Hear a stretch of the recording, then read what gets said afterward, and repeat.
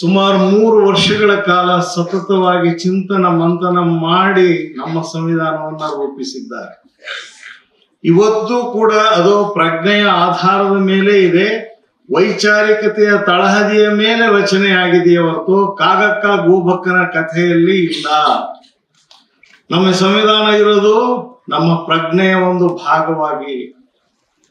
Untouchability ಹೋಗಬೇಕು ಅನ್ನುವುದು, untouchability ಇದೆ ಅನ್ನುವುದು ನಮ್ಮ ಪ್ರಜ್ಞೆಯ ಭಾಗ. ಅದಕ್ಕೆ ದೇವನೂರು ಮಹಾದೇವ ಅವರು ಒಂದು ಮಾತು ಹೇಳ್ತಾರೆ, ಯಾರು ಅನ್ಟಚಬಿಲಿಟಿಯನ್ನ ಮಾಡ್ತಾ ಇದ್ದಾರೆ ಅವರಿಗೆ ಪ್ರಜ್ಞೆ ಇಲ್ಲ, ಯಾರು ಅದಕ್ಕೆ ಅಧೀನರಾಗಿದ್ದಾರೆ, ಶೋಷಣೆಗೊಳಗಾಗಿದ್ದಾರೆ, ಅವರು ಅದರ ವಿರುದ್ಧ ಹೋರಾಡಬೇಕಾದಂತಹ ಸ್ಥಿತಿ ಬಂದಿದೆ ಅಂತ. ನಮ್ಮ ಸಮಾಜ ಜಾತಿ ಆಧಾರಿತವಾದ, ಈ ಜಾತಿ ಆಧಾರಿತವಾದ ಸಮಾಜ ಎಷ್ಟು ಕ್ಲಿಷ್ಟ, ಎಷ್ಟು ಸಂಕೀರ್ಣ ಅಂದ್ರೆ ನಿನ್ನೆ ರಾಜೀವ್ ಅವರು ಬಹಳ ಚೆನ್ನಾಗಿ ಅದನ್ನ ಚರ್ಚೆ ಮಾಡಿದ್ದಾರೆ. ನಾವು ಜಾತಿಗಳನ್ನ, ನಮ್ಮ ಜಾತಿಗಳನ್ನ ತಿಳಿಯಬೇಕು ಮತ್ತು ಮೀರಬೇಕು, ಎರಡು ಬಹಳ ಮುಖ್ಯವಾದವು. ಸೆಕ್ಯುಲರಿಸಂ ಅಂತಂದ್ರೆ ನಮ್ಮ ಜಾತಿಯ ಚೌಕಟ್ಟುಗಳನ್ನ ಮೀರಿ ಬರದೇ ಇದ್ರೆ ನಾವು ಡೆಮಾಕ್ರೆಟಿಕ್ ಆಗೋದೇ ಇಲ್ಲ. ಡೆಮಾಕ್ರಸಿ ಅಂದ್ರೆ ಎಲ್ಲರೂ ಸೇರಿ, ಗಣರಾಜ್ಯ ಅಂದ್ರೆ ಎಲ್ಲರದ್ದು, ಇದು ಈ ದೇಶ ಎಲ್ಲರಿಗೂ ಸಂಬಂಧಪಟ್ಟದ್ದು, ಯಾರೋ ಒಬ್ಬರ ಗುತ್ತಿಗೆ ಅಲ್ಲ, ಯಾರೋ ಒಬ್ಬರು ಒಂದು ಸಮುದಾಯದವರು ನಿರ್ವಹಿಸುವಂತಹ ಒಂದು ಯಂತ್ರ ಅಲ್ಲ. ಉತ್ತಮವಾದ ಆಡಳಿತವನ್ನ ಕೊಡದೆ ಸಂವಿಧಾನದ ಬಹುಮುಖ್ಯವಾದಂತಹ ಒಂದು ಕಾಳಜಿ. ನಮಗೆ ಸಿಕ್ಕಿರುವ ಎಲ್ಲ ಸವಲತ್ತುಗಳು ಸಂವಿಧಾನ ಆಧಾರಿತವಾದವು. ವೈಚಾರಿಕತೆಯ ವಿಷಯ ಬಂದಾಗ ಈಗಾಗಲೇ ನಮ್ಮ ಸೋಮಶೇಖರ್ ಅವರು ಹೇಳಿದ್ರು, ಮಾನ್ಯ ಜಾರಕಿಹೊಳಿ ಅವರಿಗೆ ನಾವು ಎಷ್ಟು ಥ್ಯಾಂಕ್ಸ್ ಹೇಳಿದ್ರು ಸಾಲದು. ಒಂದು ವಿಶ್ವವಿದ್ಯಾಲಯ ಮಾಡಕ್ಕಾಗದೇ ಇರೋ ಕೆಲಸವನ್ನು ಅವರು ವೈಯಕ್ತಿಕವಾಗಿ ನಿಂತಿದ್ದು ಮಾಡಿದ್ದಾರೆ. ಎಷ್ಟೋ ಕಾರ್ಯಕ್ರಮಗಳಲ್ಲಿ ನಾವು ಭಾಗವಹಿಸಿದ್ದೀವಿ. ಜಾತಿ ಮುಕ್ತವಾದಂತಹ ಸಮಾಜವನ್ನ ಕಟ್ಟಲಿಕ್ಕೆ ಅವರು ನಿರಂತರ ಶ್ರಮ ವಹಿಸ್ತಾ ಇದ್ದಾರೆ. ಎಷ್ಟರ ಮಟ್ಟಿಗೆ ಅಂದ್ರೆ ಅವ್ರು ಬಾಬಾ ಸಾಹೇಬ್ ಅಂಬೇಡ್ಕರ್ ಒಂದು ವಿಚಾರ ಸಂಗ್ರಹ, ಒಂದು ಕಮ್ಮಟದಲ್ಲಿ ಭಾಗವಹಿಸಿ ಕರ್ನಾಟಕದ ಈ ಪ್ರದೇಶ, ಬಾಬಾ ಸಾಹೇಬ್ ಅಂಬೇಡ್ಕರ್ ಅತಿ ಹೆಚ್ಚು ಬಂದಿರೋದು ಬೆಳಗಾವಿ ಭಾಗಕ್ಕೆ. ಬೆಳಗ್ಗೆ ಇಲ್ಲಿ ಸಾಕ್ಷ್ಯಚಿತ್ರವನ್ನು ನೋಡಿದ್ವಿ, ಎಂತೆಂಥ ವಿಷಯಕ್ಕೆ ಬಂದಿದ್ದಾರೆ ಅವರು. ಜಮೀನಿನ ವಿವಾದಕ್ಕೆ ಇಂಗಳೆಯವರು ಕರ್ಕೊಂಬರ್ತಾರೆ, ಅವರನ್ನ ಸಮಾವೇಶಕ್ಕೆ ಕರ್ಕೊಂಬರ್ತಾರೆ, ವಿಶ್ವಾಸಕ್ಕಾಗಿ ಸಹ ಬರ್ತಾರೆ, ಮತ್ತು ತಮ್ಮ ಮಡದಿಯ ಆರೋಗ್ಯದ ಕಾರಣಕ್ಕಾಗಿ ಬರ್ತಾರೆ. ಅನೇಕ ಸಾರಿ ಬಂದು ಹೋದ ಈ ಪ್ರದೇಶ ನಮಗೆ ಮತ್ತೊಬ್ಬ ಬಾಬಾ ಸಾಹೇಬ್ ಅಂಬೇಡ್ಕರ್ರ ಬಹಳ ದೊಡ್ಡ ಪ್ರತಿನಿಧಿ ಈ ಭಾಗದಲ್ಲಿರೋದು ಶ್ರೀಮಾನ್ ಜಾರಕಿಹೊಳಿ. ಸ್ಮಶಾನದಲ್ಲಿ ಭಯ ಅನ್ನೋಂಥದ್ದಿಲ್ಲ, ಅಲ್ಲಿ ಊಟ ಮಾಡ್ಬೋದು ನಾವು ಅಂತ ರಾತ್ರಿ ಇಡೀ ಅಲ್ಲಿಯೇ ಒಬ್ರು ಸಚಿವರಾಗಿ ಇಡೀ ಸಚಿವ ಸಂಪುಟದ ಬಹಳ ದೊಡ್ಡ ಐಕಾನ್, ಇವತ್ತು ವೈಚಾರಿಕ ಪ್ರಜ್ಞೆಯ ಒಬ್ಬ ವ್ಯಕ್ತಿ ಅಂದ್ರೆ ಇದ್ರೆ ಜಾರಕಿಹೊಳಿ ಅವರು. ನಾವು 4 ಮಾತನ್ನ ಅವ್ರ ಬಗ್ಗೆ ಮಾತಾಡ್ತೀವಿ ಅಂದ್ರೆ ಅದು ಅವ್ರ ಹೊಗಳಿಕೆ ಅಲ್ಲ, ಒಳ್ಳೆಯದನ್ನ ಒಳ್ಳೆಯ ಸಮಯಕ್ಕೆ, ಗುಡ್ ಟೈಮ್ ಗುಡ್ ಪ್ರೈಸ್ ನಮಗೆ ಬಹಳ ಅಗತ್ಯ ಇದೆ. ಭಾರತದ ಬಹಳ ದೊಡ್ಡ ಸಮಸ್ಯೆ ಏನು ಅಂದ್ರೆ ಇವತ್ತು ಒಳ್ಳೆ ಕೆಲಸ ಮಾಡಿದವ್ರು ನೀನು 10 ವರ್ಷ ಬಿಟ್ಟು ಹೊಗಳಬೇಕು ಅಂದ್ರೆ ಅವ್ರು ನಮ್ಮ ಹತ್ರ ಇರಬಾರ್ದು ಅನ್ನೋಂತಹ ಸ್ಥಿತಿ ಇದೆ. ಆದ್ರೆ ಅವರಿಗೆ ಎಂತಹ ಬಲ ಇದೆ, ಅವರೆಷ್ಟು ಶಕ್ತಿವಂತರು. ವಿಚಾರ, ನಮ್ಮನ್ನ ಆಳ್ತಾ ಇರುವುದು ವಿಚಾರಗಳು. ಕಾರ್ಲ್ ಮಾರ್ಕ್ಸ್ ಅವ್ರು ಹೇಳ್ತಾರೆ, ಜಗತ್ತನ್ನ ಆಳುವುದು ವಿಚಾರಗಳು ಮಾತ್ರ. ಅಂತಹ ವೈಚಾರಿಕತೆಯನ್ನ ಇಡೀ ಸಚಿವ ಸಂಪುಟದಲ್ಲಿ ನೀವು ನೋಡಿ, ಸುಮ್ಮನೆ ನೋಡಿ, ಕರ್ನಾಟಕದ ರಾಜಕಾರಣವನ್ನೇ ನೋಡಿ, ಅವರಿಗಿರುವ ಶಕ್ತಿ ಎಂಥದ್ದು. ಓದು ಮತ್ತು ಅರಿವು ಎರಡನ್ನು ಒಟ್ಟಿಗೆ ಬದುಕ್ತಾ ಇರುವ ಒಬ್ಬರು ರಾಜಕಾರಣಿಗಳಲ್ಲಿ ಅದು ಬಹಳಷ್ಟು ಇಂಥ ರಿಸ್ಕ್ ಅನ್ನು ಬಹುಶಃ ಯಾರೂ ತಗೊಳ್ಳಲ್ಲ. ಭಾರತದ ರಾಜಕಾರಣದಲ್ಲಿ ನಾವು ಅಲ್ಪ ಸ್ವಲ್ಪ ಗಮನಿಸ್ತಾ ಇರ್ತೀವಿ. ಇಷ್ಟೊಂದು ರ್ಯಾಷನಲ್ ಆಗಿ ಅಥವಾ ಒಂದು ವೈಚಾರಿಕ ಪ್ರಜ್ಞೆಯನ್ನ ಜನತೆಯಲ್ಲಿ ಮೂಡಿಸ್ಲಿಕ್ಕಾಗಿ ಇಷ್ಟೊಂದು ಶ್ರಮ ವಹಿಸುವಂತಹ ಜನಪ್ರತಿನಿಧಿಯನ್ನ ನಾವು ಮತ್ತೆ ಕಾಣ್ಲಿಕ್ಕೆ ಸಾಧ್ಯ ಇಲ್ಲ. ಅದು ಬಾಬಾ ಸಾಹೇಬ್ ಅಂಬೇಡ್ಕರ್ ಒಂದು ದೊಡ್ಡ ವಿಚಾರ ಪ್ರಣಾಳಿಯನ್ನ ಅವರು ಇವತ್ತು ಬದುಕ್ತಾ ಇದ್ದಾರೆ. ನಮ್ಮ ನಡುವೆ ಇರುವಂತಹ ಬಹಳ ಅದ್ಭುತವಾದಂತಹ ಬಾಬಾ ಸಾಹೇಬರ ವಿಚಾರಗಳನ್ನು ಬದುಕುವ ವ್ಯಕ್ತಿಯಾಗಿ ಅವರಿದ್ದಾರೆ. ಇನ್ನೊಂದು ವಿಷಯವನ್ನ ಈ ವೇದಿಕೆಯ ಸಂದರ್ಭದಲ್ಲಿ ನಾನು ನೆನಪು ಮಾಡಿಕೊಳ್ಬೇಕು. ಗೆಳೆಯರಾದಂತಹ HC ಮಹಾದೇವಪ್ಪನವರು, ಜಾರಕಿಹೊಳಿ ಅವರು ಮತ್ತು ಇವರ ಎಲ್ಲ ಸಿದ್ದರಾಮಯ್ಯ ಅವರ ಸಚಿವ ಸಂಪುಟ ಅತಿ ಹೆಚ್ಚು ಸಂವಿಧಾನದ ಪ್ರೊಪಗಂಡಕ್ಕೆ ಕೊಟ್ಟಿರುವ ಮಹತ್ವ ಇದೆಯಲ್ಲ, ಅದು ತೀರು. ಹಿಂದಿನ ಅವಧಿಯಲ್ಲಿ ಭಾರತ ಸಂವಿಧಾನವನ್ನ ಕುರಿತು ನಾಟಕಗಳನ್ನ ಮತ್ತು ಹಾಡುಗಳನ್ನ ಬರೆದು ಜನಜನಿತ ಮಾಡಲಾಯ್ತು. ನಾನ್ ಸಹ we the people of India ಅನ್ನುವಂತಹ ಒಂದು ನಾಟಕವನ್ನ ಬರೆದೆ. 100 ಪ್ರದರ್ಶನಗಳನ್ನ ರಾಜ್ಯಾದ್ಯಂತ ಹಾಡಲಾಯ್ತು. 2 ಬಹಳ ಮುಖ್ಯವಾದವು. ಒಂದು, ಜಸ್ಟಿಸ್ ನಾಗಮೋಹನ್ ದಾಸ್ ಅವರು ಭಾರತ ಸಂವಿಧಾನವನ್ನ ಸಾಮಾನ್ಯ ಜನರಿಗೆ ಪ್ರಚುರಪಡಿಸಿದ್ದು ಒಂದು ಬಗೆಯಾದ್ರೆ, ಕರ್ನಾಟಕ ಸರ್ಕಾರ ನಮ್ಮ ಧ್ಯೇಯ ವಾಕ್ಯ ಯಾವ್ದಪ್ಪ ಅಂದ್ರೆ ಅದು ಸಂವಿಧಾನದ ಮೊದಲ ನುಡಿ ಏನಿದೆ ಅದನ್ನ ನಾವು ಬಹಳ ಪ್ರಿಯಾಂಬಲ್ ಅನ್ನ ನಾವು ಮನೆಗೂ ಹಂಚೋದಲ್ಲ, ಎಲ್ಲ ಪಠ್ಯ ಪುಸ್ತಕಗಳ ಮುದ್ರಣದಿಂದ ಹಿಡಿದು ಎಲ್ಲರ ಮನೆಯಲ್ಲೂ ಒಂದು ಫೋಟೋ ಆಗಿ ಪ್ರತಿ ಸಭೆ ಸಮಾರಂಭಗಳಲ್ಲಿ ಅದನ್ನ ಹಾಡುವ ಮೂಲಕ, ಅದನ್ನ ಪ್ರತಿಜ್ಞಾವಿಧಿಯಾಗಿ ಸ್ವೀಕರಿಸುವ ಮೂಲಕ, ಬೋಧಿಸುವ ಮೂಲಕ ಇವತ್ತು ಸಂವಿಧಾನವನ್ನು ನಾವು ಬದುಕ್ತಾ ಇದ್ದೀವಿ. ಬಹುಶಃ ಕರ್ನಾಟಕ ಸಂವಿಧಾನವನ್ನ ಬದುಕಿದ ಹಾಗೆ ಇನ್ನೊಂದು ರಾಜ್ಯ ಬದುಕ್ತಾ ಇಲ್ಲ ಅನ್ನೋದು ಕೂಡ ನಮ್ಮ ಭಾರತದ ಒಟ್ಟು ಮುನ್ನೋಟದಲ್ಲಿ ಕಾಣುವಂತಹ ಒಂದು ಪ್ರಗತಿ. ನಾವು ವಿಚಾರವಂತರಾಗಿ ಎಷ್ಟು ಪ್ರಗತಿಯನ್ನ ಸಾಧಿಸ್ತಾ ಇದ್ದೀವಿ ಅನ್ನೋದೇ ಅದು ಪ್ರಜಾಪ್ರಭುತ್ವದ ಪ್ರಗತಿ ಕೂಡ ಆಗಿರುತ್ತೆ.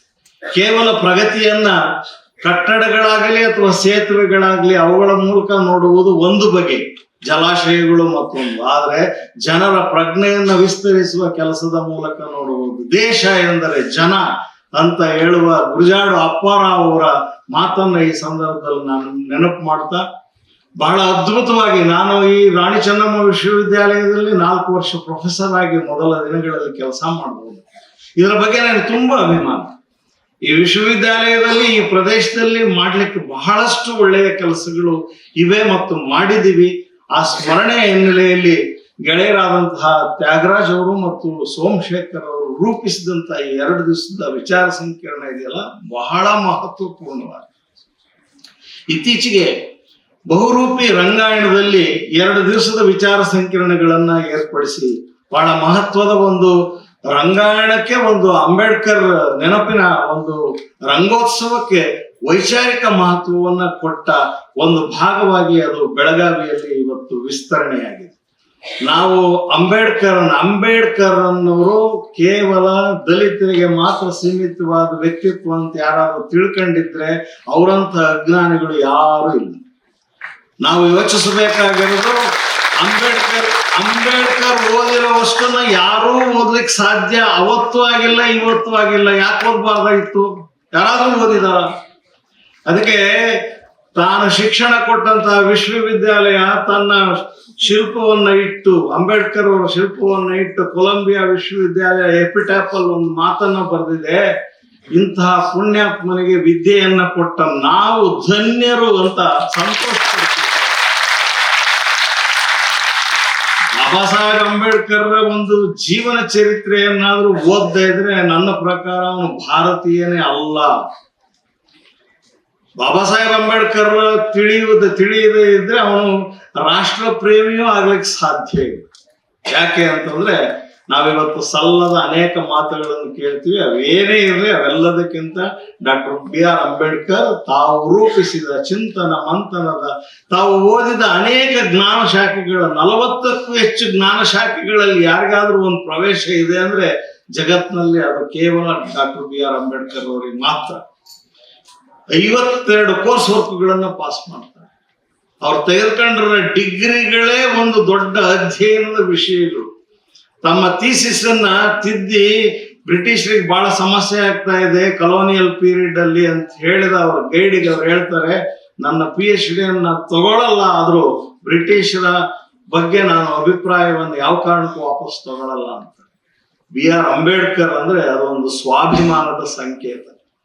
ಅವರೇ ಒಂದು ತಮ್ಮ ಭಾಷಣದ ಒಂದು ಭಾಗದಲ್ಲಿ ಉಲ್ಲೇಖಿಸಿದ ಮಾತು ಹೀಗಿದೆ: ನೀವು ನಮ್ಮನ್ನು ಆಳಲು ಇಷ್ಟಪಡಬಹುದು, ಆದರೆ ನಾವೇಕೆ ನಿಮ್ಮ ಗುಲಾಮರಾಗಬೇಕು ಅನ್ನುವಂತಹ ಗ್ರೀಕ್ ಇತಿಹಾಸ ತಜ್ಞರ ಒಂದು ಮಾತನ್ನು ಹೇಳ್ತಾರೆ. ಇವತ್ತು ಪ್ರಜಾಪ್ರಭುತ್ವ ಎಲ್ಲರಿಗಾಗಿ, ಎಲ್ಲರಿಂದ ಎಲ್ಲರಿಗಾಗಿ ಇರುವಂತಹ ಒಂದು ರಾಜಕೀಯ ಆಡಳಿತ ವ್ಯವಸ್ಥೆಯನ್ನ ನಾವು ಮಾಡ್ಕೊಂಡಿದೀವಿ. ಏನಿಲ್ಲ, ಡೆಮಾಕ್ರಸಿ ಅಂದ್ರೆ ಗುಡ್ ಗವರ್ನಿಂಗ್ ಅಂತ. ಒಳ್ಳೆಯ ಆಡಳಿತವನ್ನ ಮಾಡ್ಲಿಕ್ಕೆ ನಮ್ಮ ಕೈಲಿ ಸಾಧ್ಯ ಇಲ್ಲದೆ ಇರೋದ್ರಿಂದ ನಮ್ಮ ಪಕ್ಕದಲ್ಲಿರುವವ್ರನ್ನೇ ನಾವು ವಂಚಿಸ್ತಾ ಇದ್ವಿ. ಇನ್ನೊಂದು ಜಾತಿಯ ಅನ್ನವನ್ನು ನಾವು ಕಿತ್ಕೊಂಡು ತಿಂತಾ ಇದ್ವಿ, ನಮ್ಮವ್ರಿಗೆ ನಾವೇ ವಂಚನೆ ಮಾಡ್ತಿದ್ವಿ. ಅದಕ್ಕೆ ಬಾಬಾ ಸಾಹೇಬ್ ಒಂದು ಮಾತು ಹೇಳ್ತಾರೆ, ಬ್ರಿಟಿಷರು ಇರುವವರೆಗೆ ಏನೋ ನಾವು ಅವರನ್ನು ದೂರಿದ್ವಿ, ಈಗ ಇಂಡಿಪೆಂಡೆಂಟ್ ಆಗಿದೀವಿ, ಈಗ ನಾವು ಯಾರನ್ನು ದೂರ್ಬೇಕು ಅಂತ. ಅದಕ್ಕೆ ಮುಂಚೆ ಒಬ್ರು ಬೈಯಕಾರರು ಇದ್ರು, ಈಗ ಯಾರನ್ನು ಬೈಬೇಕು? ಬಹುಶಃ ಬ್ರಿಟಿಷರೇ ನಮ್ಗೆ ಹೆಚ್ಚು ಗವರ್ನಿಂಗ್ ನ ಸೆಕ್ಯೂರಿಟಿಯನ್ನ ಕೊಟ್ಟಿದ್ರು, ಹಾಗಂತ ನಾವು ಗುಲಾಮರಾಗಿರ್ಬೇಕು ಅಂತಿಲ್ಲ. ಆದ್ರೆ ಸ್ವತಂತ್ರರಾದ್ಮೇಲೆ ನಾವೇನು ನಮ್ಮ ಜನರ ಜೀವನವನ್ನು ನಾವೆಷ್ಟು ಮಟ್ಟಿಗೆ ಉನ್ನತೀಕರಿಸಲಿಕ್ಕೆ ಯೋಚನೆ ಮಾಡ್ತಾ ಇದೀವಿ ಅನ್ನುವಂಥದ್ದು ಬಹಳ ಮುಖ್ಯ. ವಿಶ್ವವಿದ್ಯಾಲಯಗಳು ಪ್ರಧಾನವಾಗಿ ಆ ತರದ ಉತ್ತಮ ಜೀವನದ, ಉತ್ತಮ ಮಾರ್ಗದರ್ಶನದ, ನಮ್ಮ ಎದುರಿಗೆ ಬಂದ ವಿದ್ಯಾರ್ಥಿಗಳನ್ನ ಉತ್ತಮ ಪ್ರಜೆಗಳಾಗಿ, ಜ್ಞಾನಿಗಳನ್ನಾಗಿ ಮಾಡಿ ಕಳಿಸುವ ಜವಾಬ್ದಾರಿ ನಮ್ಮ ಮೇಲಿದೆ. ನಮಗೆ ಲಕ್ಷಾಂತರ ರೂಪಾಯಿ ಸಂಬಳ ಕೊಡುವಂತಹದ್ದು ನಾವು ಆರಾಮಾಗಿರೋದಕ್ಕಲ್ಲ. ಯಾರಾದ್ರೂ ಹಂಗೆ ತಿಳಿದಿದ್ರೆ ದಯವಿಟ್ಟು ಕ್ಷಮಿಸಿ. ನಾನು ನನ್ನ ಜೀವಿತಾವಧಿಯಲ್ಲಿ ನನ್ನ ವಿದ್ಯಾರ್ಥಿಗಳನ್ನು ಸಮರ್ಥವಾಗಿ ಬೆಳೆಸಿದ್ದೇನೆ, ಕಟ್ಟಿ ನಿಲ್ಲಿಸಿದ್ದೇನೆ. ನಾನು ಇನ್ನೊಬ್ಬರ ಬದುಕನ್ನ ಸರಿಯಾದ ರೀತಿಯಲ್ಲಿ ಕಟ್ಲಿ ಅಂತಲೇ ಸರ್ಕಾರ ನಮ್ಗೆ ಇಷ್ಟೆಲ್ಲ ಅನುಕೂಲಗಳನ್ನು ಮಾಡಿಕೊಟ್ಟಿದೆ. ಮುಂದಿನ ದಿನಗಳಲ್ಲಾದ್ರೂ ನಾವು ಹೆಚ್ಚು ಎಚ್ಚರವನ್ನು ವಹಿಸಿ ನಮ್ಮ ವಿಶ್ವವಿದ್ಯಾಲಯಗಳನ್ನ ನಾವು ಉಳಿಸಿಕೊಳ್ಳುವ ಕೆಲಸವನ್ನ ಮೊದಲು ಮಾಡಬೇಕಾಗಿದೆ. ಇವತ್ತು ಸಾರ್ವಜನಿಕ ಸಂಸ್ಥೆಗಳನ್ನೇ ಮುಚ್ಚುತ್ತಾ ಇರುವಂತಹ ಒಂದು ದೊಡ್ಡ ಪಡೆ ಇದೆ. ಸಾರ್ವಜನಿಕ ಸಂಸ್ಥೆಗಳನ್ನ ಹೇಗಾದ್ರೂ ಕ್ಲೋಸ್ ಮಾಡಿದ್ರೆ, ಜನ ವಿದ್ಯಾವಂತರಾಗದೇ ಇದ್ರೆ, ಸಣ್ಣ ಪುಟ್ಟ ಎಲೆಕ್ಟ್ರಿಷಿಯನ್, ಡಿಪ್ಲೊಮಾ ಇಂಥವುಗಳನ್ನು ಮಾಡಿದ್ರೆ ಸಾಕು, ಉನ್ನತ ವ್ಯಾಸಂಗವನ್ನು ಮಾಡಬಾರದು ಅನ್ನುವಂತಹ ಉದ್ದೇಶ ಬಹಳ ವ್ಯವಸ್ಥಿತವಾಗಿ ಇನ್ನೊಂದು ಕಡೆಯಲ್ಲಿದೆ.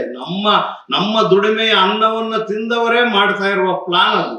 ಆದ್ರಿಂದ ದಯವಿಟ್ಟು ಸಾರ್ವಜನಿಕ ವಿಶ್ವವಿದ್ಯಾಲಯಗಳ ಮೇಲೆ ತುಂಬಾ ದೊಡ್ಡ ಜವಾಬ್ದಾರಿ ಇದೆ.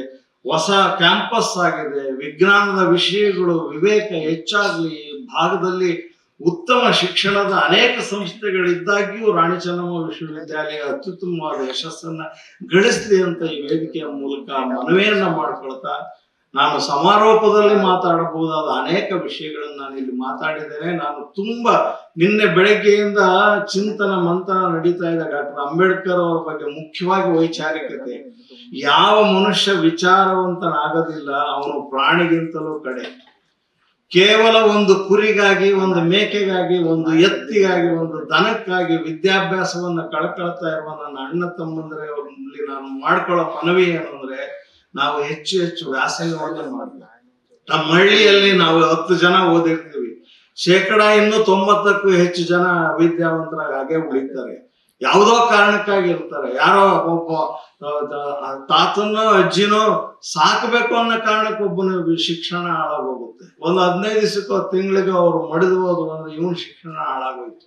ಹಾಗೆ ಒಂದು ಲೈಫ್ ಸ್ಟಾಕ್ ಗಳ ಬಗ್ಗೆ ಹೆಚ್ಚು ಕಾಳಜಿ ಇರೋದು. ದಯವಿಟ್ಟು ವಿದ್ಯೆಯ ಬಗ್ಗೆ ಅವರನ್ನು ಕನ್ವರ್ಟ್ ಮಾಡಿ, ನಾವೆಲ್ಲ ಹಳ್ಳಿಗಳಿಗೆ ಹೋಗಿ ವಿದ್ಯಾವಂತರನ್ನು ಆಗಲಿಸ್ಲಿಕ್ಕೆ ನಾವು ಕಷ್ಟಪಡಬೇಕಾದಂತ ಸ್ಥಿತಿ ಇದೆ. ಇವತ್ತು ವಿಶ್ವವಿದ್ಯಾಲಯಗಳಲ್ಲಿ ಅಡ್ಮಿಷನ್ಗಳೇ ಇಲ್ಲ. ಬಿ ಎ ಹಂತದಲ್ಲಿ ನಾನು ಇತ್ತೀಚೆಗೆ ನೋಡಿದ ಒಂದು ಆಘಾತಕಾರಿಯಾದ ವರದಿ ಏನು ಅಂದ್ರೆ, ಮಂಗಳೂರು ಮತ್ತು ಉಡುಪಿಯಲ್ಲಿ BA ವ್ಯಾಸಂಗ ಮಾಡಕ್ಕೆ ಪ್ರವೇಶ ಪಡೀಲಿಕ್ಕೆ ವಿದ್ಯಾರ್ಥಿಗಳಿಲ್ಲದೆ 24 ಡಿಗ್ರಿ ಕಾಲೇಜುಗಳು ಮುಚ್ಚಲ್ಪಡ್ತಾ ಇವೆ ಅನ್ನೋದು. ನಾವೇನನ್ನ ಬಿತ್ತುತ್ತೀವಿ ಅದನ್ನ ಬೆಳಕಬೇಕಾಗುತ್ತೆ. ನಾವು ವಿಷವನ್ನ ಬಿತ್ತಿ ಅಮೃತವನ್ನು ಪಡೀಲಿಕ್ಕಾಗೋದಿಲ್ಲ. PU ಹಂತದಲ್ಲಿ ಡಿಗ್ರಿ ಕಾಲೇಜಿನಲ್ಲಿ ಓದ್ತಾ ಇರುವ ವಿದ್ಯಾರ್ಥಿಗಳಿಗೆ ನಾವು ಪೂರಕವಾಗಿರ್ಬೇಕೆ ಹೊರತು ಅವರನ್ನ ಬೇರೆಯವ್ರನ್ನ ದಿಕ್ಕು ತಪ್ಪಿಸಿ ನಾವು ಸುಖವಾಗಿರ್ತೀವಿ ಅಂತ ಹೇಳಲಿಕ್ಕೆ ಆಗೋದಿಲ್ಲ. ಅದರಿಂದ ನಾವು ಸಾರ್ವಜನಿಕ ಶಿಕ್ಷಣದ ಬಗ್ಗೆ, ಸಾರ್ವಜನಿಕ ಆರೋಗ್ಯದ ಬಗ್ಗೆ, ಸಾರ್ವಜನಿಕ ಸ್ವಾಸ್ಥ್ಯದ ಬಗ್ಗೆ ನಾವೆಲ್ಲರೂ ಚಿಂತನೆ ಮಾಡಿದಾಗ ಮಾತ್ರನೇ ನಮ್ಮ ಸಮಾಜ ಉತ್ತಮವಾದ ಪ್ರಗತಿಯನ್ನು ಸಾಧಿಸಲಿಕ್ಕೆ ಸಾಧ್ಯ ಆಗುತ್ತೆ. ಹೆಣ್ಣು ಮಕ್ಕಳ, ದಲಿತ ಸಮುದಾಯಗಳ, ಅಲಕ್ಷಿತ ಸಮುದಾಯಗಳ, ಅಲೆಮಾರಿಗಳ ಬಹಳ ವಿಚಿತ್ರವಾದ 1503ಕ್ಕೂ ಹೆಚ್ಚು ಜಾತಿ ಉಪಜಾತಿಗಳಿರುವ ಕರ್ನಾಟಕವನ್ನ ನಾವು ಸಮಗ್ರವಾಗಿ ಗ್ರಹಿಸಿದಾಗ ನಾವು ಕೆಲಸನ ಸರಿಯಾಗಿ ಮಾಡ್ತಾ ಇಲ್ಲ ಅಂತಲೇ ಮತ್ ನನಗೆ ಅನ್ಸುತ್ತೆ. ಈಗೇನು ಜಾತಿ ಜನಗಣತಿ ಇದೆ, ಅದು ಬಹಳ ಮಹತ್ವದ ಒಂದು ದಾರಿ ದೀಪ. ಅದು ನಮ್ಮ ಅಭಿವೃದ್ಧಿಯ ಬಹಳ ದೊಡ್ಡ ಶ್ರೇಯಸ್ಕರವಾದಂತಹ ಒಂದು ಅಂಕಿ ಅಂಶ. ಅದರ ಬಗ್ಗೆ ನಾವೆಲ್ಲರೂ ರೆಸ್ಪೆಕ್ಟ್ ಇಟ್ಕೊಳ್ಳೋಣ, ಅದರ ಮೂಲಕ ನಮ್ಮ ಪ್ರಗತಿಯನ್ನು ಸಾಧಿಸ್ಕೊಳ್ಳೋಣ ಅಂತ ಈ ಸಂದರ್ಭದಲ್ಲಿ ಹೇಳ್ತಾ, ಡಾಕ್ಟರ್ ಅಂಬೇಡ್ಕರ್ ಅವರ ಪ್ರಜ್ಞೆ, ವಿಚಾರವಂತಿಕೆ ಮತ್ತು ಗಣರಾಜ್ಯಕ್ಕೆ ಬೇಕಾಗಿರುವಂತಹ ಒಂದು ಸಂವಿಧಾನ 3 ವರ್ಷಗಳ ಕಾಲ ನಡೆದ ಚಿಂತನೆಯ ಒಂದು ರೂಪವಾಗಿದೆ. ಅಲ್ಲಿ ಸಾಂಪ್ರದಾಯಿಕವಾದಿಗಳು ಇದ್ರು, ಬಹಳ ದೊಡ್ಡ ಆಧುನಿಕ ಶಿಕ್ಷಣವನ್ನು ಪಡೆದಿದ್ರು. ಎಲ್ಲರಿಗಿಂತಲೂ ಮೇರು ಸದೃಶವಾಗಿ ಡಾಕ್ಟರ್ ಬಿ ಆರ್ ಅಂಬೇಡ್ಕರ್ ಇದ್ರು. 7 ಜನನ ನೇಮಕ ಮಾಡ್ತಾರೆ, ಕರಡು ಸಮಿತಿಯ ಅಧ್ಯಕ್ಷರಾಗಿರ್ತಾರೆ. 2 ಜನ ಸ್ಟೇಟ್ ಅಲ್ಲಿ ಉಳ್ಕೊಳ್ತಾರೆ, 2 ಜನ ವಿದೇಶಕ್ಕೆ ಹೋಗ್ತಾರೆ, ಒಬ್ಬ ತೀರೋಗ್ತಾನೆ. ಉಳಿದ ಏಕೈಕ ವ್ಯಕ್ತಿಯಾಗಿ ಡ್ರಾಫ್ಟ್ ಅನ್ನ ಸುಮಾರು 7,800ಕ್ಕೂ ಹೆಚ್ಚು ಕ್ವಶನ್ಸ್ಗೆ ಅವರು ಆನ್ಸರ್ ಮಾಡ್ತಾರೆ.